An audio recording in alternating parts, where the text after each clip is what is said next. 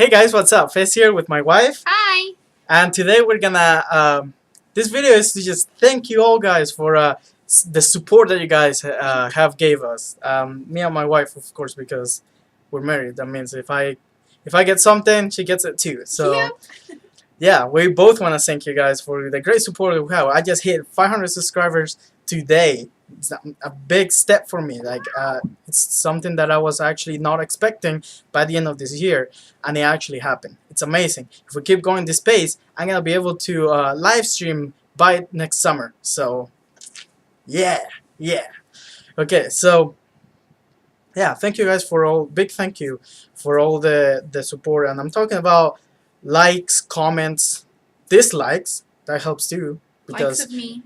for example, my pet battle video got 4 likes and 4 dislikes, meaning that I know that only half of you want to see pet battles, and the other half doesn't want to see pet battles. Meaning I can schedule myself better to bring out other stuff that you want to see and less stuff that you guys don't want to see. For example, the pet battles I'm gonna bring one like once a month, but PvP videos I'm gonna try to bring out once or twice a week for you guys. So yeah, that helps out a lot.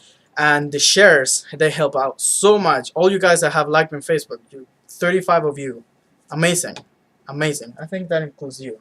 Yeah, amazing. That helps because you see the things I like, the things I comment. You keep up exactly with what I'm doing, and that means a lot to me. So of part of a big thank you to you guys, just like I did in my last video, I'm gonna tell you a story. And this story is gonna be about my dream and how I got here. Last time we talked about my gaming career and how I grew up with games and how I got to play World of Warcraft and all that stuff. And today I'm gonna talk about me. I'm gonna talk about how I got here, what am I doing in YouTube, and where am I going with YouTube. So first of all, let's start back in when I was 13 years old in 2003. In 2003, I did not speak English. I wasn't even in this country. I was in the United States. I was living in Chile. I was born in Chile and lived there for 13 years. I was raised there. And yeah, so in 2003, when I was 13 years old, I had a great life. I had an awesome life. I had friends. I was doing good at school. I was playing StarCraft probably like all day. Yeah, that sounds about right. I was playing StarCraft all day. I had friends at school. I was doing good at school. And I was not expecting that to change at all. Like in any way possible in my head did not fit that any of that was going to change. I mean, I had a dog. I loved taking out my dog and playing with him. It was amazing. But my parents, for some unknown reason that I still don't exactly know why, they decided to leave the country. And, well, I do have family here, so yeah, it kind of makes sense for them to want to come to their family. But it's like family that I didn't know my whole life because they left before I was born. And then I went back to them. Back, we can say, not really back because I never met them. But they decided to come here. And supposedly it was for a better life, in which in my head it still doesn't fit because we had a pretty good life over there. Now, it wasn't so bad, of course, as you can see. It wasn't so bad that I came here. But what? Hey, they should know that me and you came to Utah at the same time. Oh yeah, I'm we from both. California. Yeah, we both came to Just a this. little fact for you, California girl. Right. Okay, so we came here. I did not speak English, and I was a pretty social person in Chile. Actually, I was not afraid to talk to anyone. And here, actually, I couldn't talk. Like, literally, I couldn't talk. I couldn't talk to anyone because I didn't speak the same language. I knew a little bit of English, but not enough to understand. I mean, it's not only about knowing the words, about having a vocabulary. It's also about your ears. Your ears had to get used to it. They had to get used to catching those words that you don't know, that your brain doesn't know. So it was a big deal, a big psychological impact to me. So I changed a lot.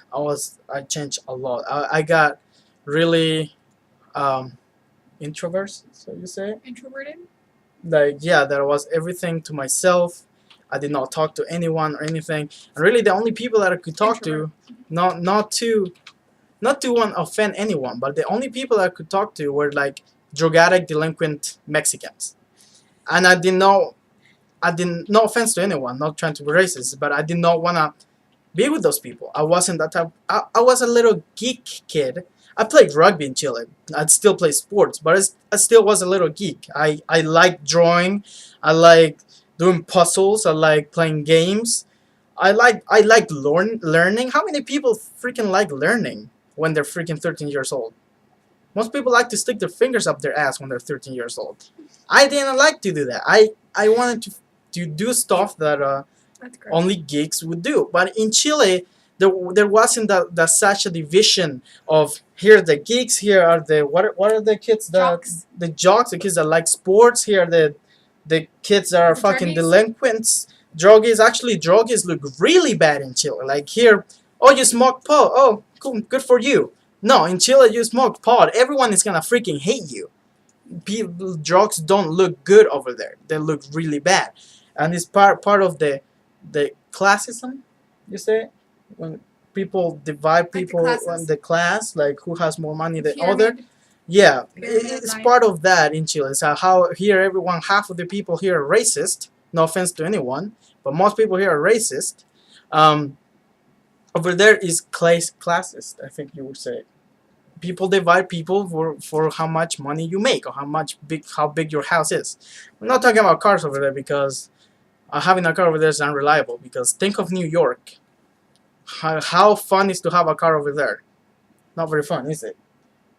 No. No, there's so many Never cars. been to New York, but, But no. how you see it on TV?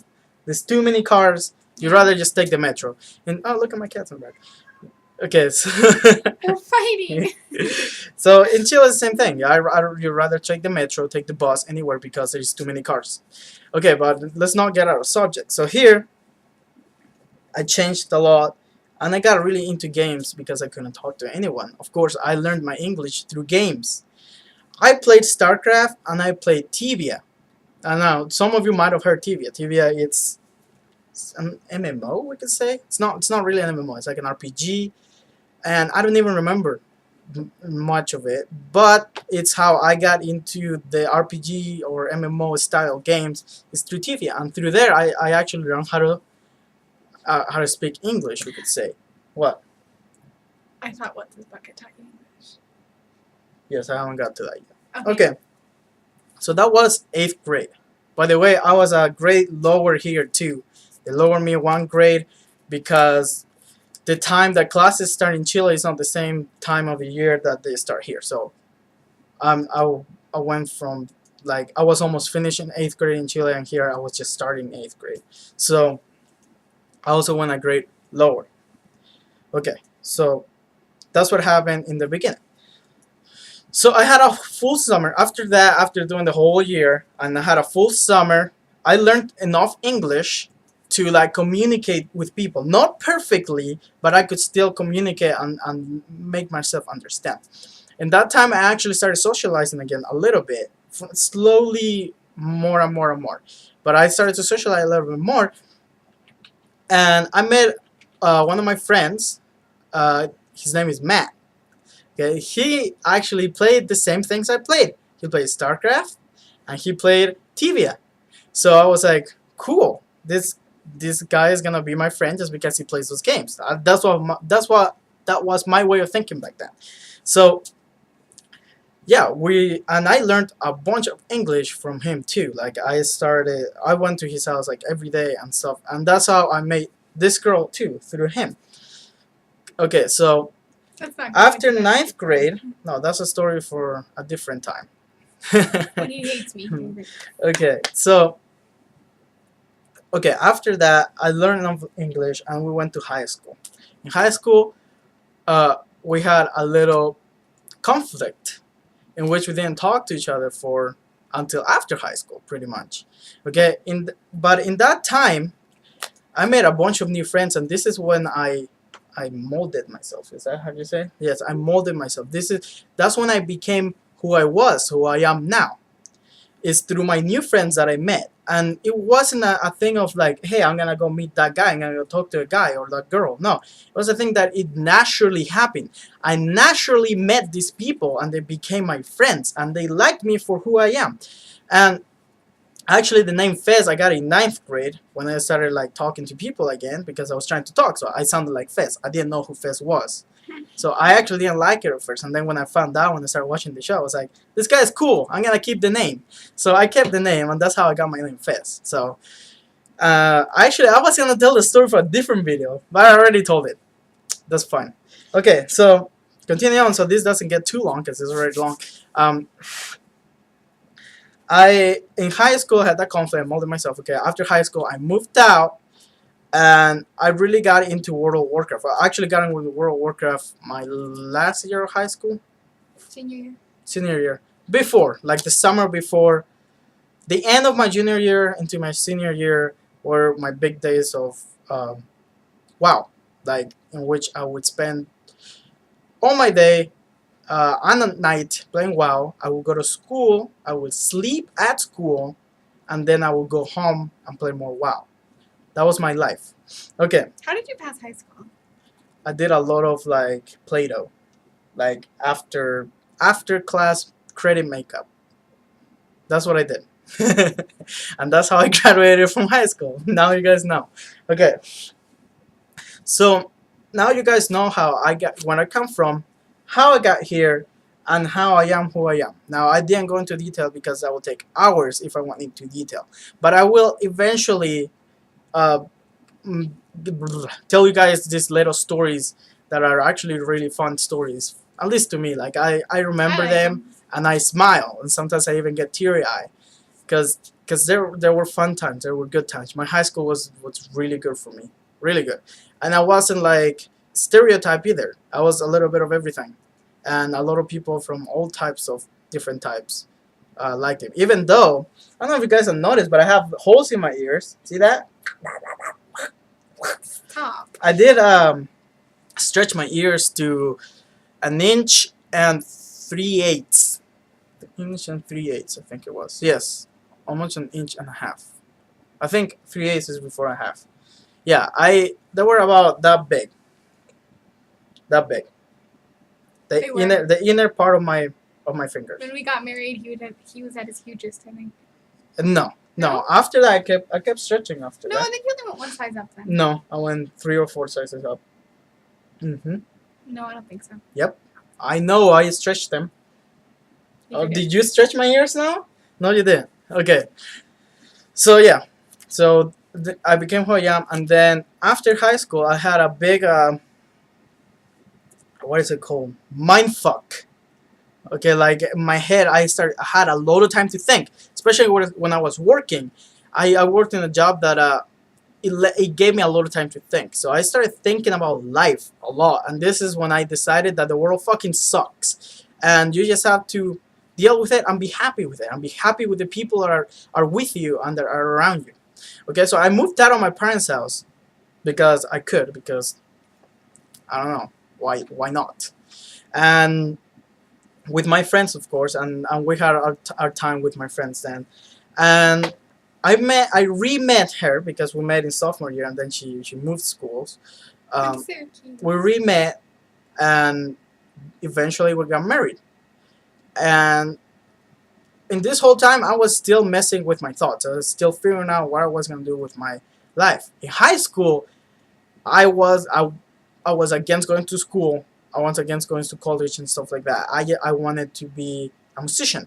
I wanted to be like a hardcore musician. Like I play bass, guitar, and I play some drums. So, and I made the music for a band. Yes, I had a band in high school and a little bit after high school.